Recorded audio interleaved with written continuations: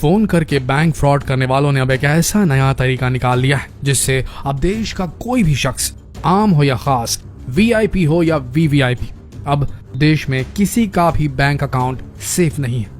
Phone करके fraud करने वालों का गढ़ माना जाने वाला जामतारा अब पूरे देश को अपने डिजिटल फ्रॉड की आंधी में उड़ा देने को तैयार है।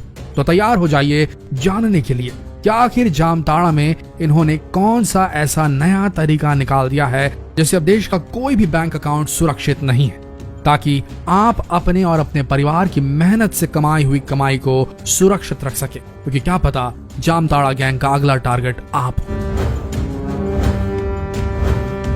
ऑनलाइन बैंक फ्रॉड या फिशिंग अटैक की जब भी कोई घटना होती है तो उसका सबसे पहला तार जामताड़ा से जुड़ा होता है। रांची झारखंड से 250 किलोमीटर दूर एक जिला है जिसका नाम है जामताड़ा, और इस जिले में लंबे समय से ऑनलाइन फ्रॉडियों का एक गैंग चल रहा है जिसे कहा जाता है जामताड़ा गैंग। ये जिला इतना फेमस है कि इस पर एक वेब सीरीज भी बन चुकी है नेटफ्लिक्स पर, जो आप देख सकते हैं। आखिर क्यों है ये जिला इतना फेमस? क्योंकि ये वो जगह है जहां पर सबसे ज्यादा ऑनलाइन फ्रॉड और फिशिंग जैसी वारदातों को अंजाम दिया जाता है, या यूं कहें कि जामताड़ा ऑनलाइन चोरों की बस्ती है। आप जानते ही होंगे कि पिछले कई सालों से ऑनलाइन बैंक फ्रॉड की घटनाएं लगातार बढ़ती जा रही हैं और इन सभी बैंक फ्रॉड्स के तार जामताड़ा से कहीं न कहीं जुड़े हुए पाए जा रहे हैं। ये लोग लोगों को फोन करके डराते थे कि उनका बैंक अकाउंट या एटीएम कार्ड बंद होने वाला है, और डर के मारे भोले भाले लोग इन्हें अपना एटीएम नंबर और सारी जानकारियां बता दिया करते थे, और चुटकियों में ये ऑनलाइन डकैत लोगों का बैंक अकाउंट साफ कर दिया करते थे। लेकिन जैसे जैसे ये घटनाएं बढ़ी, लोगों को इस फ्रॉड के बारे में पता चलने लगा और अब उनका ये तरीका पुराना हो गया। लोग इस फ्रॉड के प्रति जागरूक हो गए, लेकिन अब इन जामताड़ा के चोरों ने नया तरीका खोज निकाला है जिसका नाम है ई सिम फिशिंग।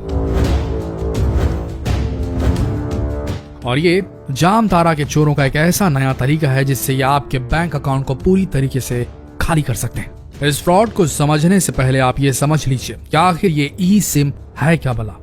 दोस्तों, एक सिम होती है जिसे हम मोबाइल दुकान से खरीद कर अपने मोबाइल में लगाते हैं, इसे रियल सिम कहा जाता है।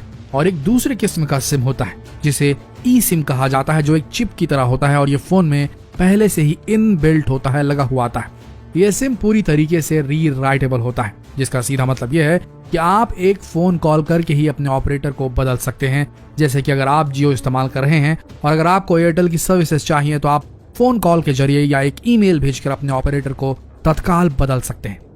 देखा जाए तो आज के समय में ज्यादातर मोबाइल्स, स्मार्ट वॉचेस ई सिम से लैस हैं, और अब आप समझ ही गए होंगे कि ई सिम नॉर्मल सिम से किस तरह अलग होता है।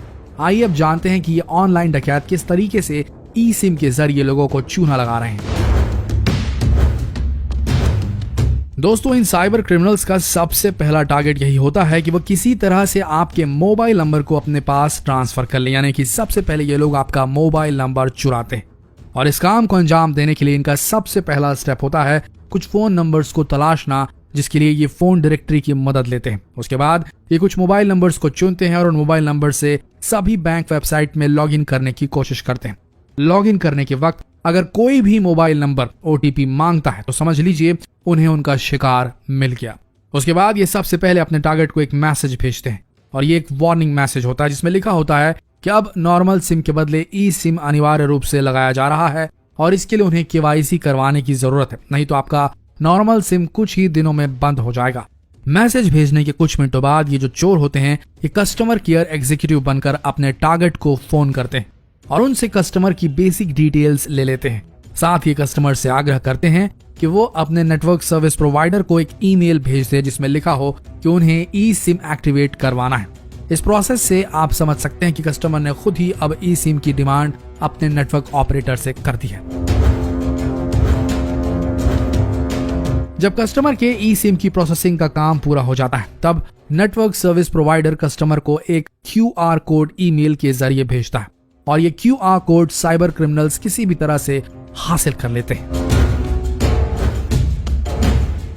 जब ये क्रिमिनल्स उस QR कोड को हासिल कर लेते हैं तब ये अपनी ई सिम वाले फोन पर आपका नंबर एक्टिवेट कर लेते हैं। अब इससे होता यह है कि आपका नंबर अब वो क्रिमिनल इस्तेमाल कर रहे हैं और कुछ ही दिन में आपका फिजिकल सिम कार्ड डीएक्टिवेट हो जाता है।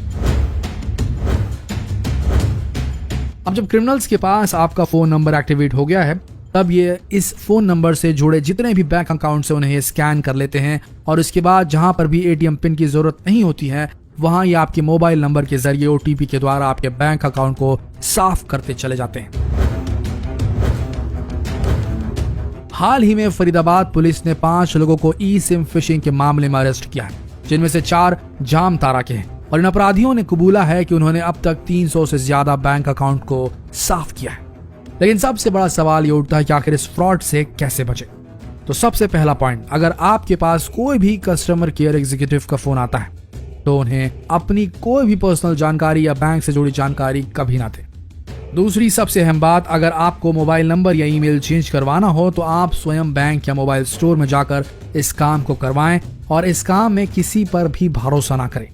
तीसरी सबसे अहम बात यह है कि अगर आपके पास कोई भी मैसेज आता है जिसमें कोई लिंक हो तो उस लिंक को कभी ना खोलें। तो दोस्तों, जितना हो सके इस वीडियो को शेयर करें और लोगों को इस नए किस्म के फ्रॉड से बचाने के लिए जागरूक करें। जितना हो सके इस वीडियो संदेश को शेयर करें फेसबुक, व्हाट्सएप, यूट्यूब पर, ताकि लोगों तक ये संदेश पहुंच सके। बने रहिए हमारे चैनल के साथ, मिलते हैं अगले वीडियो में। तब तक के लिए आप सबका इस वीडियो के अंत तक बने रहने के लिए दिल से धन्यवाद।